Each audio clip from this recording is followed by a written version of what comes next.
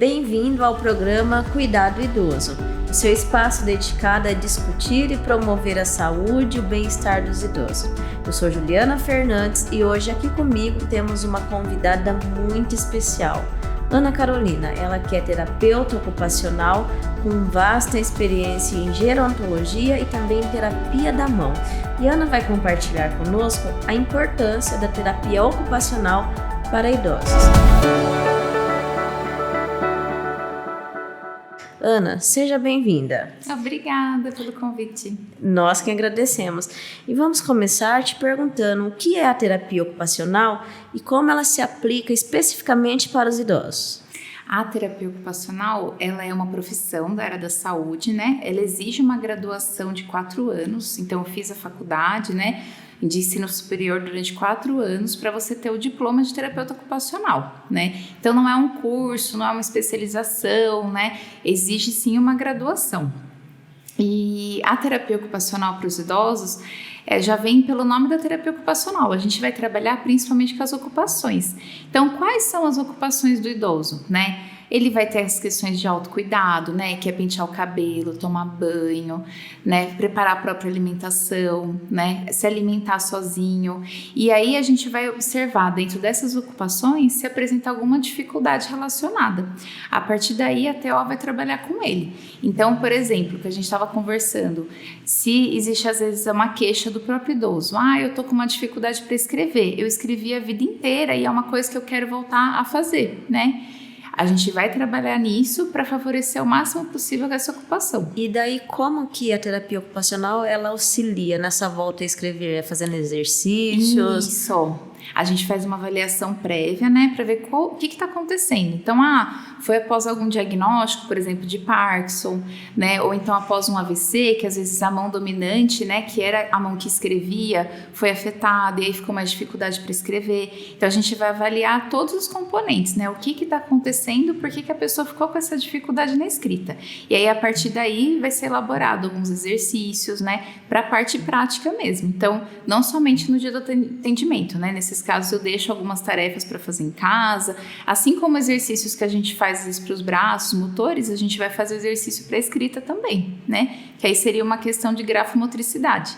E a gente pode evoluir sim para uma melhora da escrita. Às vezes não é do jeito que a pessoa deseja, né? Às vezes assim, eu quero voltar a escrever como era antes. Se eu escrevi sempre com a mão direita e aí a partir de hoje eu vou começar a treinar com a mão esquerda, não vai ficar exatamente igual. Mas a gente tem que pensar no objetivo principal, que é o retorno da função. E quais são os desafios comuns que os idosos enfrentam em relação à saúde e bem-estar e como a terapia ocupacional ela pode ajudar? São vários desafios que o idoso pode enfrentar, né? Então, a partir da própria questão de envelhecimento, pode ter algum prejuízo relacionado à memória, né? Às vezes alguma dificuldade de mobilidade mesmo. Um risco de quedas mais alto, porque a gente tem alteração do equilíbrio, né, no idoso. Então, às vezes, uma queda que acontece dentro de casa mesmo, às vezes por causa daquele tapetinho, por causa da mesa de centro, às vezes está preparando alimentação, está lavando roupa, vai correndo de um lugar para o outro, às vezes pode cair, né? E a queda, ela é super incapacitante, né? Então, a partir de uma queda, o idoso vai ter todo um processo, né? Às vezes, se tiver uma fratura de fêmur, assim, ele vai ter todo um processo de reabilitação e isso é demorado, né? Então, não é uma reabilitação ali de 2 semanas, às vezes é de 6 meses a mais de 1 ano, né? Então, tem várias questões que a gente pode cuidar ali diretamente, né? Então, a gente está observando que tem algumas dificuldades relacionadas à memória. Como que a gente pode organizar a rotina e elaborar estratégias para facilitar isso, né? Então, às vezes uma rotina bem organizada, com as atividades em sequência, né? Para que ele não se perca, para ele consiga realizar todas as etapas da tarefa. Então, às vezes a gente tem o costume de, eu tô lavando roupa, tô fazendo comida, tô assistindo o programa na televisão. E eu quero fazer tudo ao mesmo tempo. Muita informação. Muita informação. A gente não vai ter atenção 100% numa atividade, né? A gente está dividindo a nossa atenção ali, 25% para cada coisa. Alguma coisa vai dar errado, eu posso queimar comida, a chance é grande. Eu posso esquecer a roupa dentro da máquina de lavar e até outro dia pode acontecer. Então, a gente tem estratégias para elaborar, para diminuir essa chance de acontecer, né? Nesses casos, seria melhor ter foco em uma só atividade. Isso mesmo. Então, assim, vamos lá organizar a questão de lavar a roupa, né? Então, às vezes, pegar num período que ele tá mais de repouso, né? Tá assistindo televisão, então coloca a roupa para lavar, né? E às vezes deixar um bilhete, né? Às vezes usar um despertador, usar um cronômetro. Às vezes tem máquina de lavar roupa hoje em dia que dá o sinal, sim, né? E isso é legal, sim, porque a gente acaba... É um recurso de tecnologia assistiva que a gente diz. Então, é um recurso tecnológico que veio para favorecer a independência. Se não tem nenhum toque, nenhum barulho, a gente não percebe, a gente não vai saber quando acabou, né, de lavar a roupa. Exatamente. E até preparo da alimentação. Então, quantas coisas que podem acontecer de acidente doméstico se eu não tô atento ali, né? É o óleo quente, é esquecer, às vezes, a boca do gás ligada, né? E, às vezes, isso pode gerar alguns acidentes aí que são complicados. Então, até no momento da alimentação, do preparo da alimentação, o foco tem que estar só ali, né? Sem televisão ligada, sem estar lavando roupa, sem às vezes estar fazendo outras coisas ali de tarefas da casa e manter o foco apenas ali mesmo. Você pontuou do tapete na casa, da mesa de centro. E esses geralmente são riscos grandes para idosos. Então, a terapeuta ocupacional, ela trabalha muito isso. Sim. Só com idoso, o alerta só para o idoso ou para a família?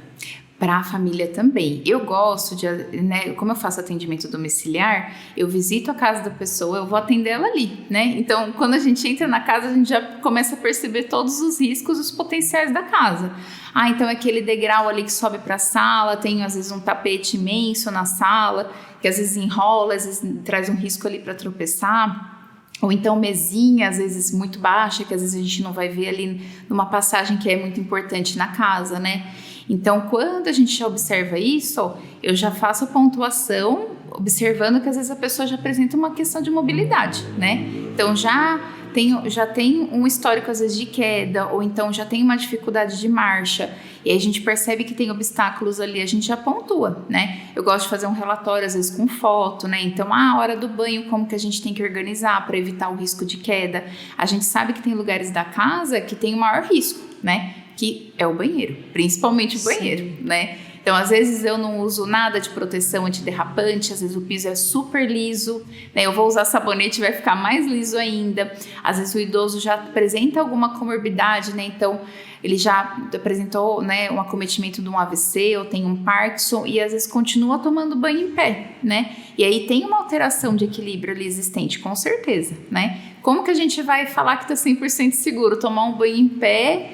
E às vezes ter uma alteração de marcha ali, se acontece um desequilíbrio, acontece alguma coisa, vai cair no banheiro e vai trazer uma possibilidade de uma fratura, né? De ter um acidente, sim, doméstico grave.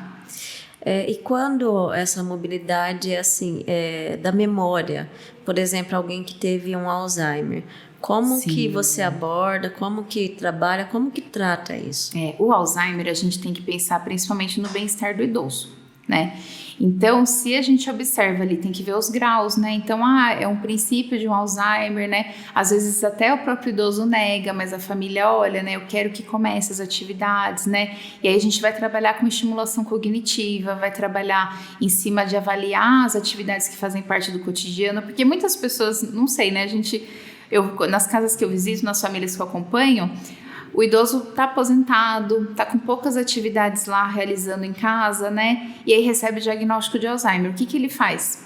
Ele fica assistindo televisão todo dia. Isso vai causar uma piora. Isso vai causar uma piora, porque não tem nada ali que vai favorecer um bom prognóstico, né? Então a gente pode fazer o acompanhamento médico, tomar as medicações certinhas e fazer uma parte terapêutica. Se a gente só fica assistindo televisão, né, e não trabalhando a memória, a concentração, a atenção, colocando atividades significativas no dia a dia desse idoso, com certeza, né, pode trazer uma piora desse quadro, né? Um aumento da dependência dessa pessoa nas atividades dela. Então, mas olha, ele tá tomando banho sozinho ainda, né? Ele tá bem. Mas ele consegue se alimentar sozinho. Tudo certo, né? Mas e o resto do tempo, né? E o resto do tempo ali que ele podia, às vezes, estar ajudando a lavar uma louça, né? Podia estar fazendo, às vezes, lendo um livro junto com ele, né? Contando uma história. Vamos fazer uma atividade, um jogo junto em família. Ou então a gente assiste um filme e depois a gente conversa sobre esse filme. Então, tudo isso a gente chama de estimulação cognitiva, né? Então, eu estou aproveitando ali recortes do meu cotidiano, do meu dia a dia, para ajudar a estimular esse idoso a trabalhar a questão cognitiva. E quando o Alzheimer, por exemplo, já está naquele grau mais avançado que a pessoa não reconhece as outras pessoas, é possível trabalhar? É possível fazer algo para ajudar? É possível. Eu penso muito assim que o idoso, a gente tem que pensar na melhor forma de acolhimento e no bem-estar dele, né? Muitas vezes, quando eu acolho um paciente, né, que já tem um Alzheimer mais grave, né, já não reconhece a própria família, a gente tem que acolher muito mais a família, né? E até orientar muito em questão disso, porque às vezes tem algumas dificuldades ali que acontecem, às vezes uma questão de cuidadores, né? Ou até um comportamento diferenciado do paciente em relação à agressividade, né? De às vezes agredir algum familiar, né? E tem que ter um acompanhamento muito certinho do neurologista, do geriatra, né? Quem acompanha esse paciente, até do psiquiatra, né? Para fazer esse acompanhamento certo das medicações e tentar prover ali o máximo possível de cuidado, né? Muitas vezes nesses casos pode ser indicado a ida para uma casa de repouso, né, um residencial, né, que às vezes acolhe essas demandas, que tem mais segurança, tem um ambiente livre de riscos, né, de acidentes, né, que tenha um cuidador 100% para a pessoa. Que aí é necessário um acompanhamento 100%. Sim, precisa de acompanhamento 100%, né. Eu já vi casos assim, às vezes o idoso, né, tá com Alzheimer grave, às vezes fuge de casa, né, às vezes acaba saindo da própria casa, porque, não, eu tenho que trabalhar, né? Às vezes traz ali uma fala, né? De uma memória mais passada, e aí querer sair de casa para andar, caminhar, como se não tivesse problema. E ele se perder nesse caminho, né? Então, quando ele está em casa, a gente tem que tomar um cuidado extremo, né? Por isso que muitas vezes o indicado vai ser viver no residencial. Você é terapeuta ocupacional no residencial Araucárias. Isso. Vocês têm algum caso assim? Como que vocês trabalham? Como lidam com isso? A gente tem casos, né, que apresenta aí uma questão cognitiva mais grave e a gente acolhe o paciente, né, orienta, às vezes traz alguma lembrança do passado, que nem eu estava falando, a gente acolhe, conversa, né, sem confrontar, né, a gente fala muito isso, às vezes a pessoa fala assim, olha, aquela pessoa ali, aquele homem é meu filho. Se é o confronto, fica pior. Fica pior, né, e aí você não vai chegar e falar para essa pessoa, olha, aquele lá não é seu filho, não é seu filho, você tá vendo que não é seu filho? Gente, você vai deixar a pessoa mais nervosa, né? Sim. O idoso vai ficar nervoso, não vai saber o que tá dizendo ali, né? Vai ver que ele tá confuso, vai ter essa percepção da confusão dele, vai entrar às vezes, né? Vai aumentar a pressão, vai ficar nervoso, vai passar mal. Então, assim, acolhe, né? Conversa, olha, quem que você tá vendo ali? Eu tô vendo meu filho, como chama seu filho? Meu filho chama tal nome, né? Ai, que legal, e vocês se dão bem, vocês conversam, né? O que ele mais gosta de fazer? Então, às vezes, a gente tem que sair pelo outro lado, né? Não do confronto, mas a gente tem que ir pro lado do acolhimento, né? Vamos conversar sobre esse filho, vamos indo ali, sentar pro sofá, né? Vamos conversar de outra coisa, vamos fazer uma atividade, né? Então, o tempo que eu fico lá de atendimento, eu proponho algumas atividades, né? Que elas vão ter um momentinho que é gostoso, né? Que a gente pode trabalhar o potencial que existe ali, porque às vezes a gente fala assim, mas o Alzheimer grave, uma pessoa que está com uma demência mais grave já não consegue fazer mais nada, gente. E é mentira, né? Consegue sim, né? Alguma atividade a gente consegue proporcionar e trazer esse potencial para a pessoa. Olha, falar para a pessoa, né, Dona Maria, olha, Dona Maria, você conseguiu, né? Não é gostoso quando a gente recebe um elogio, né? Às vezes com todo mundo falando que a gente está fazendo coisas erradas, não consegue mais fazer isso, não consegue mais fazer aquilo, a gente traz um elogio para essa pessoa. E aí aquilo se transforma, né? Exato. E nesse momento de acolhimento, é o acolhimento, o paciente e o profissional, ou é importante a presença da família também? Sim, é importante a presença da família. É bom assim, né, a gente acolher ali como profissional, né, no momento que acontece, mas sempre orientar a família do acontecido também, né? E até assim, quando acontecer esses momentos, a família também está estruturada, né, e capacitada para saber lidar.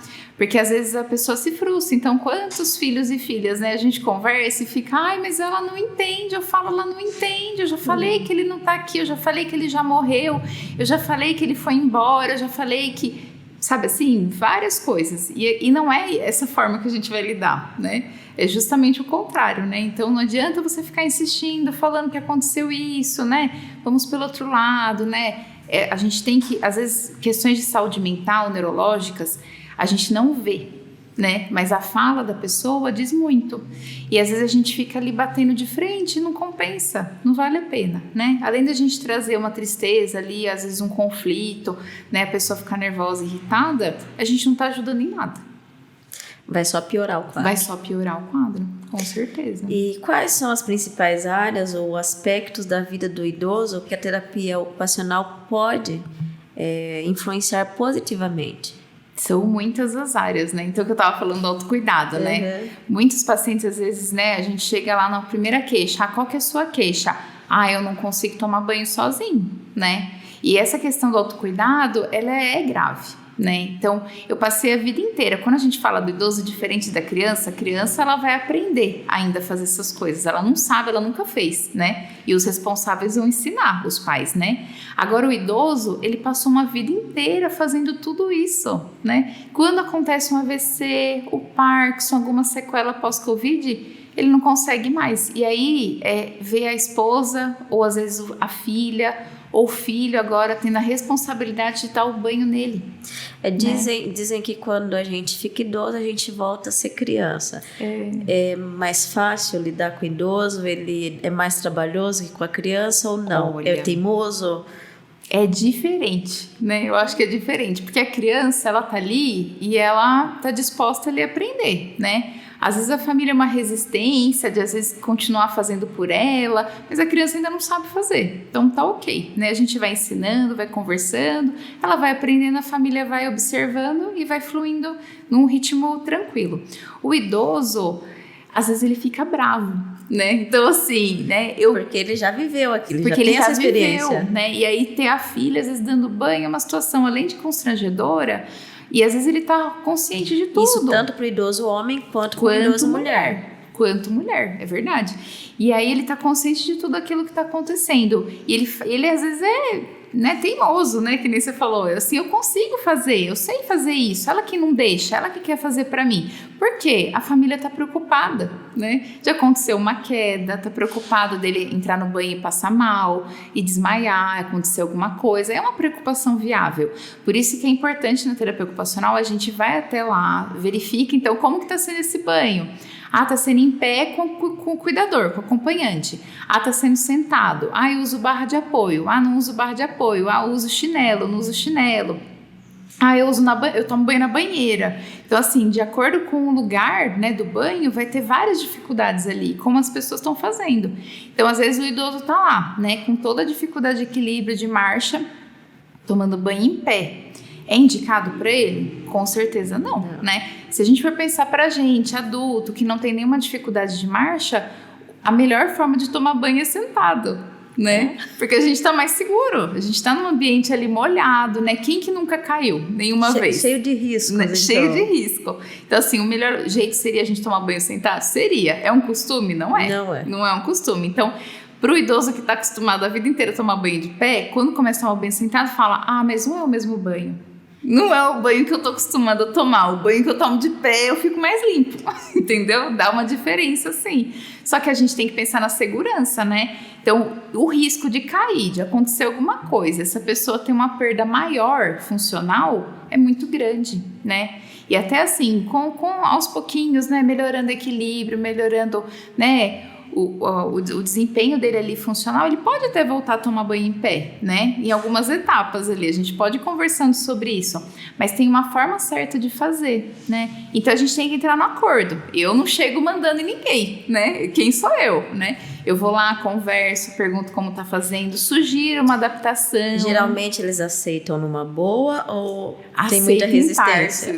Aceita às vezes a cadeira de banho, mas aí às vezes tem aquela cadeira de banho mais antiga, né? Que é bem feia, que parece um vaso sanitário. Tem uma cadeira de banho mais moderna, mais bonita, né? Que não é aquela cara, né? De nossa, porque às vezes assimila muito com uma questão de deficiência, né? Ou então fala, mas nossa, se eu tiver que tomar banho nessa cadeira aí, eu não quero mais nada, né? Realmente, aí tem uma questão também de saúde mental que a gente tem que se preocupar. Então, às vezes, sugerir uma opção que a pessoa aceite melhor, que continue sendo segura, às vezes vai dar certo, né? E aí ele vai tomar um banho mais seguro, porque sentado, ele não vai estar segurando na barra, né? E aí ele mesmo, com as próprias mãos, pode lavar o corpo. Aí tira esse papel da filha, do filho, de ter que usar o sabonete com ele. Ele consegue fazer por ele mesmo. Consegue fazer por ele mesmo. Então, às vezes, a única diferença que vai ser é sentar. E aí ele consegue fazer tudo de novo como ele fazia de pé. E a pessoa que está assistindo a gente agora, um familiar, um cuidador de idoso, qual sinal que o corpo do idoso acaba dando que a gente tem que estar alerta e a hora que vê entender que é necessário um acompanhamento de um terapeuta ocupacional? Então, é importante. Muitas vezes a família que observa antes do idoso, né? Às vezes o idoso está mais lá quietinho, seguindo o cotidiano dele, e é o cuidador ou o familiar que às vezes vai perceber: eu tô achando ele muito quietinho, né? Não tá fazendo mais as coisas que fazia antes, né? Mudou o apetite, né? Porque aí a gente vai vendo alguns sinais em questão de saúde mental, que às vezes pode ser uma depressão, não tem mais vontade de comer, não tem mais vontade de sair conversar com os vizinhos, às vezes na rua, que às vezes tem algumas pessoas que conhecem, que gostam, não tá se relacionando mais, tá ficando muito no quarto, tá ficando muito deitado, né? Não quer participar mais das reuniões de família, né? E aí você percebe que aí é um sinal de alerta, né? É um sinal de alerta para ir atrás realmente e procurar uma ajuda. E quem tá assistindo a gente, ouvindo essa tua explicação, poderia pensar, não quer mais sair, não quer falar com os vizinhos, não quer fazer mais nada. Poderia pensar em buscar uma psicóloga? Isso. No caso, acho que buscar uma equipe, né? Acho que tanto a psicóloga, né, para tratar as questões emocionais, quanto a TO pensando na questão das atividades, né? Que nem a gente conversou, quando a gente tem um diagnóstico, a gente tem o diagnóstico da depressão, né? Muitos profissionais estão envolvidos ali, cada um com seu objetivo, né? Então, a terapia ocupacional vai trabalhar em cima das ocupações desse idoso. A psicóloga vai trabalhar em cima das questões emocionais, né? De vida passada, assim, de questões às vezes que ele traz angústia, traz uma ansiedade para esse idoso e que ele pode lidar em terapia. O psiquiatra, o geriatra, o neurologista, então a gente pode às vezes ter uma equipe inteira para esse cuidado. Com certeza. Quanto mais pessoas em equipe, eu acho que é mais interessante, porque cada um acaba fazendo o seu objetivo ali, né? E complementa o tratamento como um todo. E até agora a gente falou da terapia ocupacional, quando já descobriu para tratar. A terapia ocupacional, ela serve para prevenir, igual aquele idoso, ele não teve Alzheimer, não teve Parkinson, não teve uma queda. Sim. Normal, ele tem vida normal. Ele pode procurar a terapeuta ocupacional para prevenir tudo isso? Pode, com certeza. Pode ir antes, né? Então, às vezes, a gente tem famílias que ficam preocupadas assim, olha, meu pai mora sozinho, né? Eu fico com receio, às vezes, ali de um risco de queda. A gente pode ir na casa fazer uma avaliação e rever alguns pontos ali para favorecer uma facilidade de locomoção, uma diminuição desse risco. Também pensando no próprio envelhecimento, tem alguns idosos que já gostam de fazer alguns exercícios para memória, né? Às vezes gostam de fazer algumas coisas em casa, né? Cruzadinha, sudoku, mas tem outras atividades que a TO pode fornecer, né? E vai trabalhar a questão de memória, de atenção, concentração. Eles mesmos falam, eu comecei a perceber que eu esqueço o nome das pessoas, né? Às vezes é uma coisa bem sutil, mas pode ser o princípio de algo maior, né? Então, se a gente começa lá no princípio, a gente já diminui a possibilidade de um prognóstico ruim. E a gente falou bastante também no desafio dos idosos, mas o desafio profissional. Tem desafio trabalhar com idoso? Tem desafio. Dificuldades? Tem como desafios. Que funciona? Como que vocês lidam com isso? Sim. Então, quando eu for na casa da família, né? A gente é recepcionado, conhece o idoso, faz avaliação. Muitas vezes acontece da família, às vezes, não ter, às vezes, uma avaliação já, né? Antes de mim, assim, né? E já pontuar algumas questões. Ele não consegue fazer mais isso, né? Mas ele quer. Mas ele não consegue mais, né? E às vezes fica naquela fala persistente. E quem mais incapacita... É como se fosse um diagnóstico final. Sim, já fala assim, mas ele não vai conseguir voltar a fazer isso, né? E aí você fala, não, ele pode voltar a fazer isso, né? Com segurança, tem formas e estratégias de a gente voltar a fazer. Só que às vezes a pessoa já coloca como um ultimato, né? Então tem famílias que às vezes têm dificuldade para ver que às vezes mesmo o idoso lá, né, com seus 90, 85 anos, ele tem condições de aprender, ele tem condições de às vezes voltar a fazer atividades que ele fazia antes, mesmo depois de alguma doença mais grave, né? Tem essa possibilidade, né? Então, se a gente tem uma família que acolhe, que recebe, que observa bem isso, a gente tem um bom tratamento, né? Agora, se não, né? Ou então, quando o idoso também não toma a medicação certinho, né? Então, o médico passou a medicação, não toma, não acredito nisso, não vai fazer bem para mim, tá fazendo mal, né? Então aí a gente tem a parte do tratamento medicamentoso que tá ineficaz e aí a gente vai para a parte terapêutica e aí fica complicado, né? Então tem que alinhar muito bem aí o apoio da família, o tratamento medicamentoso e a parte terapêutica. E quem está assistindo a gente agora, que ouviu, que se interessou, como que essa pessoa pode fazer para acessar o seu serviço, para saber mais sobre a terapia ocupacional? Tem telefone? Tem. Como que a pessoa pode fazer? Eu, atualmente aqui em Itapetininga, eu realizo atendimentos domiciliares, né? Então, só buscar, eu tenho meu Instagram, que é @to.anacaroline. Pode ser pelo meu telefone também, que é 15 98 161 0031. Posso conversar no WhatsApp, posso fazer uma visita para fazer avaliação do idoso e a gente buscar, né, uma forma melhor de acompanhamento. E também eu tô trabalhando no Residencial Araucárias, Sim, né? sim. Lá no bairro da Vila Nastre, né? Então, se alguém quiser procurar também o Residencial, o telefone é 15 3271 8419. Pode fazer uma visita, conversar, conhecer o espaço. É um espaço Precisa agendar um horário? É bom dar uma ligadinha para agendar. É interessante, né? Mas é um espaço muito agradável, né? É uma chácara bem grande, né? Os idosos ficam bem tranquilos. Então é um lugar bem gostoso. Eu atendo lá também. Ana, muito obrigada por ter atendido o nosso pedido, por compartilhar com a gente os seus conhecimentos, experiência e por mostrar o quanto a terapia ocupacional é importante para essa área, que é a área do idoso. Muito obrigada pela chance de vir aqui. Gostei muito da nossa conversa. Foi muito boa. Eu também. Nós que agradecemos. O que precisar, né? Eu fico à disposição para vir, para a gente conversar. Mas muito obrigada por hoje. Nós que agradecemos, Ana. Muito obrigada mesmo.